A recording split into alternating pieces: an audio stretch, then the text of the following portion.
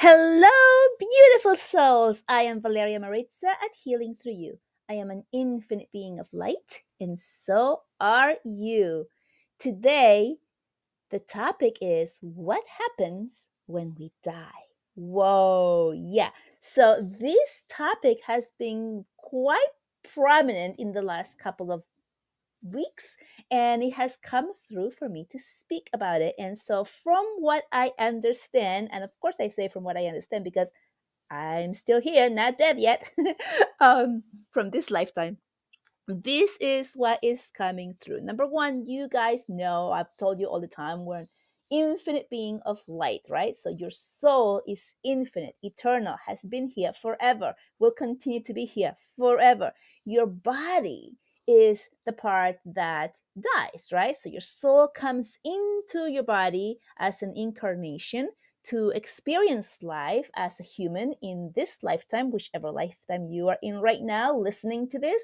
And as you cross over, which is why we use the term crossover as opposed to dying, what happens is that your soul leaves the body, the vessel in which your soul has been experiencing this human life, and it is your body that is left behind. It is just like changing your clothes.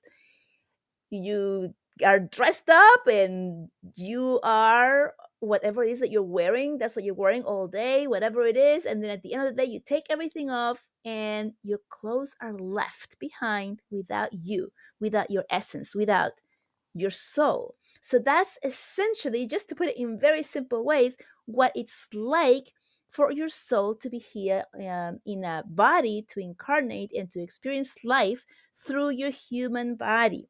When we cross over, that soul goes off to the other side. It releases the heavy three-dimensional, very dense human body, and it becomes free again. It becomes energy again. This is why when we lose somebody, a loved one, and we are able to communicate with them through your own psychic abilities, mediumship abilities, or through the use of someone else who is able to do this for you, to communicate and make that connection for you. This is why when you think about them or call them, they are there instantly because they're energy. So they're able to travel quickly, immediately, instantaneously to your call because they don't have the density of the body, right? So as a body, let's say you live in New York and you have um, loved ones in California. There is no way that your physical body in this three-dimensional reality can get to California in a second, right? We're getting much closer through the use of internet, right? You can create a phone call where you get to see the image of that loved one and connect instantly and see them in real time. So that's really, really close to what it's like to be a soul connecting with your loved ones, that you're instantly there. And just as with, let's say, a Zoom meeting or video chat, that you're able to communicate with someone across the world or across the country, you can also communicate instantaneously with others at the same time, right? So when you have a Zoom meeting, and this has happened with me with through my business, you can have people in all different time zones, in all different parts of the world at the same time in the same meeting, and you're watching them and seeing them, and vice versa, in real time, right? So through my business, I have held group meetings in which I have had clients from the East Coast in the United States, from the West Coast, anywhere in the middle, from different places like New Zealand, in India, the country. I was going to say Inglaterra, which is England, England in Europe. I have had all these different souls from different parts of the world together at one time in one meeting, and we're all communicating and seeing each other in real time. This is how your soul is able to communicate very instantaneously in the moment as soon as anyone calls upon them at different times. I mean, in different places, but at the same time, if you were to call them. So let's say it's a parent who has crossed over and you are on the East Coast and your siblings are on the West Coast, and you both think about them at the same exact time and call them. that loved one can appear to you and communicate with both of you at the same time because it's energy. So the original question was, well, what happens when we die? When we die, or when we cross over, which is the term that I prefer to use, we release the body and we become connected fully to source, God, the light, the divine, whatever you want to call it, and whatever it is that you call what you believe in. We become whole, we become one, we become part of it wholly. So we are always one, we are always part of everything and everyone. I am part of you, you are part of me, we are part of everything that we are seeing and every person that we are seeing all at once. And this is a really hard and difficult concept for us humans to swallow. Like, how does that even work? I don't understand, right? And especially when you're talking about other people that we don't like or we disagree with. And the first instinct is to say, I am definitely not that or part of that, when in reality you are. And so this is the way it works. You are part of the divine. So imagine the ocean, right, as being the divine, and then the ocean splashing water into millions of droplets, right, of water. And each drop is a different person or soul or human incarnated, right? All coming from that ocean. But we're all connected because we're all born from there, because we're all energy. You may see the drop as separate from the whole ocean, but it is actually still connected because it's all energy, right? And when we cross over and we leave our body or the droplet that goes back to the ocean, you become one of the whole with the information, knowledge, and understanding of the entire whole oneness, divine God. Got it? Okay. So this is the way it's showing through for us. When we cross over, we are able to go back to who we truly are.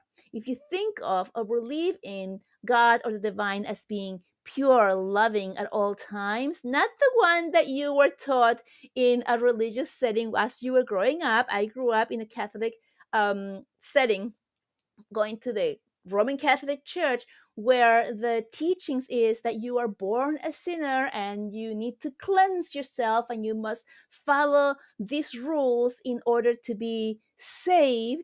None of that is actually true. I know, big one, right?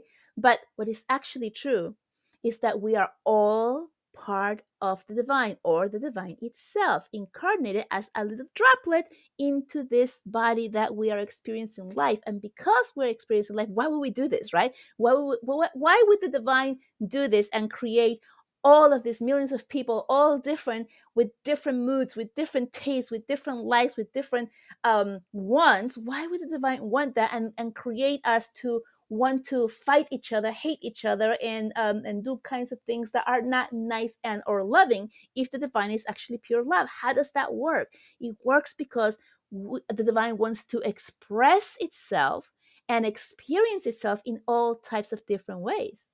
Think of it as a video game, right? When you all of all the people who play video games, and they're playing video games in which they are killing things or people, right, or destroying things. There's so much of that. It's just a video game, right? This is the same thing. No, it isn't. How can you say that? Yes, that's how it is. This is a simulation. We are playing in this world game that we choose who we are, and all that we see and that we are aware of around us.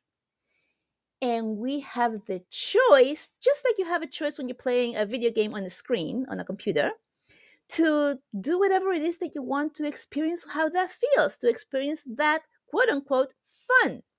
Okay, I'm getting a little off topic here, and I know I'm kind of like, it's really raising some hairs on some of you. I can feel it. So just bear with me, getting back to what happens when we die. Okay, when we cross over and we leave the physical body and the ego and the mind of the limitations that we know as humans, and we become all knowing, all loving, all light on the other side, then you're able to understand this concept that I'm telling you about, that I'm sharing about, that might be a lot to swallow right now, or understand, or even accept. And that's okay. It's okay, because we are ready to go into the next level and understand things, see them, or accept them when we are. No one's trying to put something in your head. And if you're hearing something and it's not really coinciding with what you feel right now, and it makes you upset or uncomfortable and you don't want to hear anymore, go ahead, leave. That means you're not ready, and it's okay. With love and light, it's okay. No one is trying to put on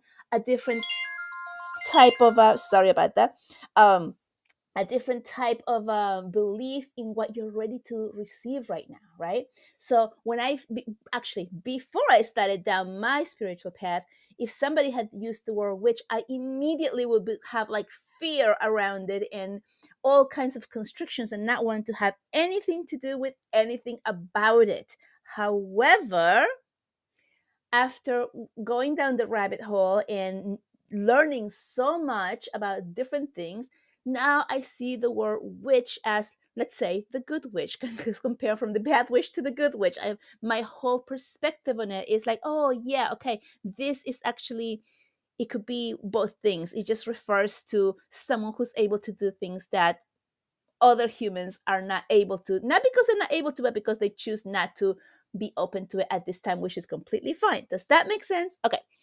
So going on, once we cross over and we leave the body, and we're able to see everything from that other point of view of love and light, and everything is happening for us so that we can experience, expand our soul, learn from what it feels to touch something, to smell something, to be able to see things with your eyes from an outsider's perspective.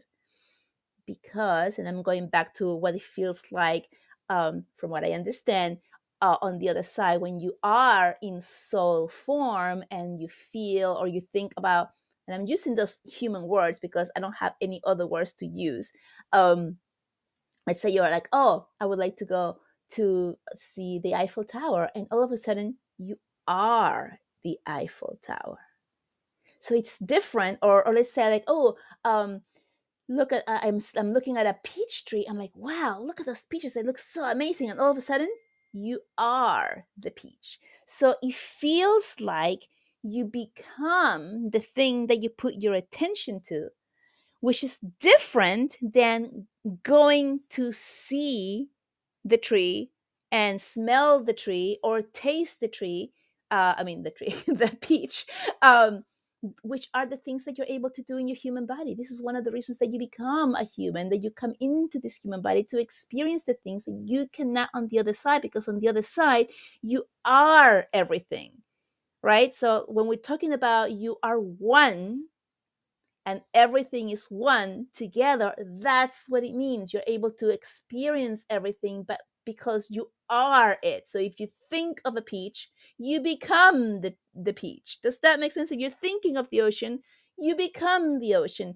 So you're kind of experiencing things from the inside of being in that form, as opposed to observing it, watching it, or tasting it, right? It's different. So this is one of the reasons that we come here on earth, so that we can experience things from a different perspective, from a different point of view. Once we understand that we are infinite indeed, that we never die, it's just the body is left behind, just like you leave your old dirty clothes behind, take a shower and put on new clothes, right? And the new clothes could be your next life that you're choosing. It's just like that, right? So you leave your old clothes. Do you cry that you left your old clothes because they're dirty? No. Why don't you grieve the old clothes that you take off at the end of the day? Because you know that that's not you. You know that that's just something you were using to cover your body, to go through the experience of being an earthly human in this day, and then you just let it go. You also know that you get to pick those clothes up again if you choose to, and wear them again if you want to, right? And here, oh, this is another beautiful beautiful vision that they're showing me. Let's say you have this favorite outfit, you love the way you feel in it, you experience yourself as feeling amazing in it, and at the end of the day you take it off, You put it in the laundry, you take your shower, whatever. And again, you don't grieve taking those clothes off and the experience that you have while wearing them. You know you can wear those clothes again. And then the next time you pick those clothes up, you might not wear them exactly the same. You might combine them with a different something, right? With different jewelry, with a different jacket, with different something else. You're not going to wear it exactly the same, although you can. And you're going to go to a different event. You're going to wear those clothes to a different experience. And so now you're going to have a different experience wearing those same clothes. This is kind of like how parallel lives work. When you are wearing like the same thing or your soul and everything's the same, but it's slightly different, right? So it's kind of like that. It's like I'm getting so much information at once. I'm like almost like overflowing here with like, I don't know what else to say next. Like stop and slow it down a little bit. I hope this is making sense for you. When we cross over, we become whole, we become one. Everyone that you know in this lifetime, whether it's a pet or a plant or a person who has crossed over and you're grieving, missing them here, know that they are still here with you. You just can't see them or touch them. Well, that's not the same. Of course, it's not the same. Their body is what they have left behind. They are still here with you. They can still see you, feel you, and hear you. And you can also do that for them when you connect with them, when you let go of the limitations that you have given yourself of like, that's not possible. I had a personal experience when my mom passed away. I was extremely depressed. And then about, I don't know, 8, 9 months later, I took a trip to Italy. Those of you who know me know this story. So bear with me if you heard this already, or if you read my chapter on my book, The Voyage and the Return. Um, I went to Italy. I went to this beautiful little church in Venice. I sat down in a pew and I had this sense of sadness and I started to cry, closed my eyes. I heard my mother, just like you're hearing my voice now, clear as day, as if she was right there in place. And I had a conversation with her mentally, right? Like telepathically. It was so clear. It was so strong. It was so real. And of course, I had tears coming down my eyes because of the love I felt from her, of the emotion of having her back in my space and being able to have that moment with her after she had crossed over on Earth, right? It was so beautiful, so real, so amazing, right? We all have access to this. It is like that. So we are able to connect with them if we want to, if we set our intention, and if we remove our limitations from not being able to do that. And so from the other side, you understand everything. You understand why those two are fighting. You understand why there's fires or calamities and young people crossing over, which is completely unfair when you're here. And it might still be completely unfair up there. I don't know because I'm not there yet, right? But I will know when I get there. Everything makes sense and everything just is. We, the souls who are still living the incarnated experience of a human here, we experience grief, loss, and sadness for those who have left us because we have seen them leave their body, their suit, their old clothes, and go on their own place. We miss them. We miss having them here in the physical form. And so it's us who grieve. It's us who feel sad, or it could be even angry, right? We have all of those emotions of loss, of despair because they're no longer here, but they're actually still here. It's just their clothes, it's just their body that's left. We can still communicate. It's actually easier, better, and they can be with you more often than in the physical world because every time you think about them, they're there with you. So imagine a parent who has a child who goes to college and you don't get to see them as you were when they were living at home every single day. And let's say they crossed over. Now you get to see them whenever, or hear them, or feel them whenever you think about them, which can be every single day, every single moment, whenever you want to. They're there with you. And so have a conversation, begin that conversation, whether it's in your mind, in your head, out loud, writing it out, whichever way you can start doing that and create a communication, and you're going to feel so good because it's real. No, you're not making it up. No, you're not becoming schizophrenic. No, you're not losing it. It's real. You're going to feel the love. That's another thing that I wanted to bring up. When someone, I think I've talked about this before as well, when someone goes to, let's say, a medium to connect with a loved one who has crossed over, and there's always tears of joy, tears of like, oh my gosh, yes, that's them. Oh, right, like that. I can't believe it, and it feels so good to talk to them, and I know that they're good now. I know that they're in a good place. All of those things, those emotions, and they're crying. The crying comes mostly because you're able to feel their unconditional love from them in that moment, even if on earth you had a strained relationship.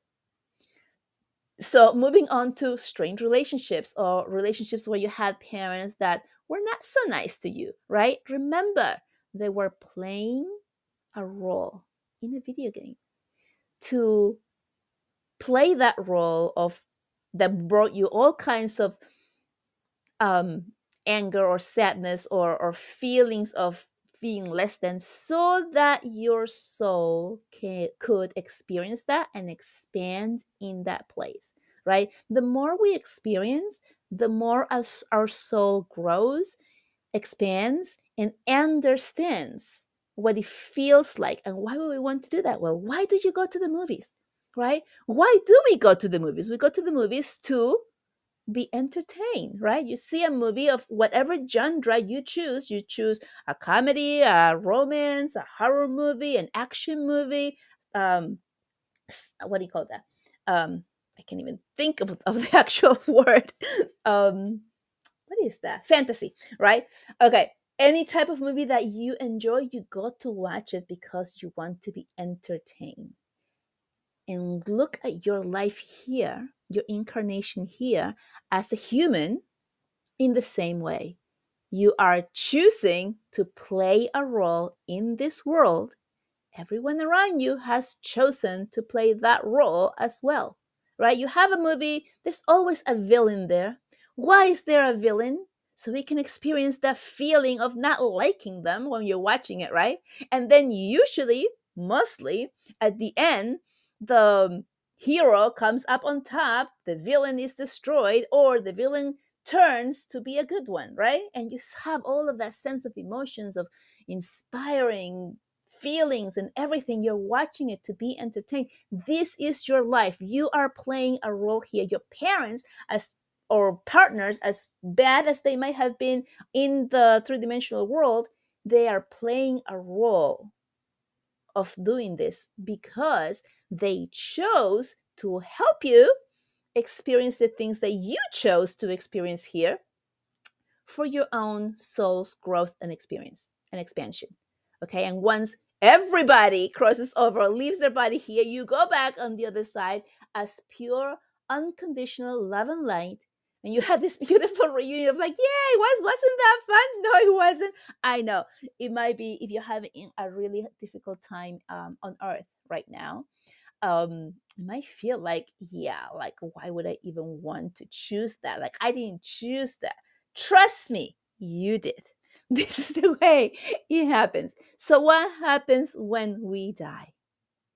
What happens when we die is that we are pretty much just leaving our old clothes here on earth, no longer needed, and we're now on the other side as full, pure love and light, and with you all the time. As soon as we're able to really embody this concept and understand it, and or believe it or trust it, whatever words are resonating with you right now, then what happens? This is so important. What happens is that you lose that fear of dying. Everybody's going to die, right? The game is going to end, right? And it's that fear of dying, of like, oh, I didn't get to do enough. I'm going to leave my loved ones behind, or maybe there's nothing on the other side. Whatever it is that you believe, there's that fear of dying. And the guys really wanted me to talk about this and let you know that there is no reason to have that fear, because you continue on forever, infinitely, in a most beautiful love and light. So many NEDs, that means people who have had near death experiences, go and find and see this, and they come back to tell you that that's what it's like. And a lot of them are like, I don't want to go back to Earth. That's like way too hard. And then they find some type of reason of why they decide, okay, I do want to go back. Now, imagine this, okay? I know as souls, when we create our life here on Earth, we decide of what experiences and things we want to experience here, as hard as it may be.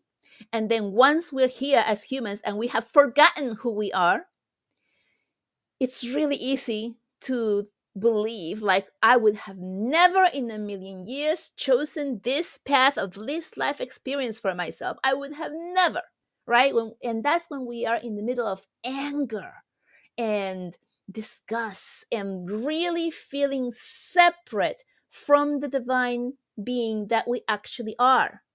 That's where that comes from.